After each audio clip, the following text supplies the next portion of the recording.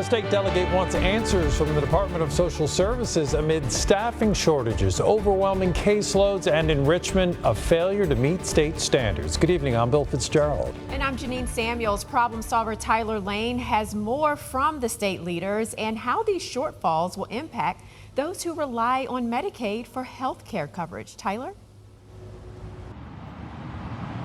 Well, the problems here at Richmond Social Services remain a big concern. In fact, one state lawmaker says this is an emergency situation. So she brought up these issues during a meeting with state leaders yesterday, calling for transparency and accountability. You've heard their cries before. We need help. People who rely on Richmond Social Services experiencing delays in receiving critical benefits and are unable to reach a caseworker. We can't just wait on social services because you know why? It's not working. The agency is dealing with a significant staffing shortage combined with caseloads that have tripled since the pandemic, and it's creating a huge backlog. Richmond is non-compliant with state and federal standards for the timely processing of SNAP and Medicaid applications. State Delegate Dawn Adams, a Richmond representative, saw our stories on this issue and wonders what's being done to fix it. I don't think if this was a business environment, this would ever be tolerated. And so that's why I wonder if it's a priority. So Adams brought these concerns to a Joint Commission on Healthcare meeting on Wednesday. She questioned Virginia Department of Social Services Deputy Commissioner Carl Ayers on if the state is providing adequate support to Richmond City.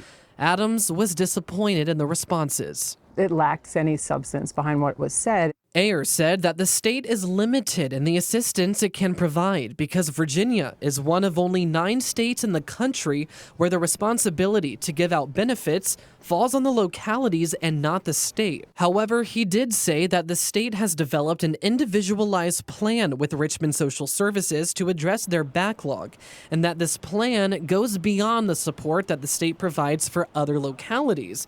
But it's unclear what that plan actually entails. First of all, we have to start with transparency. Like, where are we really? What is this special relationship? Adams says the General Assembly should take a look at the way this system is set up and if it's putting an unfair burden on localities like Richmond. The capital city will have the largest number of Medicaid cases over the next year as the COVID-19 emergency expires, and social services must now re-enroll people into Medicaid for the first time in 3 years. My concern is that the system is broken. And because these are powerless people that it affects, that it's not the #1 priority. She believes a state of emergency should be declared, with Richmond more than 20% behind the target rate for processing applications. We need to look at who declares this state of emergency and how do we really put some effort behind rectifying it. Now, I reached out to both the state and the city here to ask about that specialized plan and whether a state of emergency could or should be declared. I'm still waiting to hear back from both of the agencies, but of course I'll keep you posted. Here in Richmond, I'm Tyler Lane, CBS 6 News.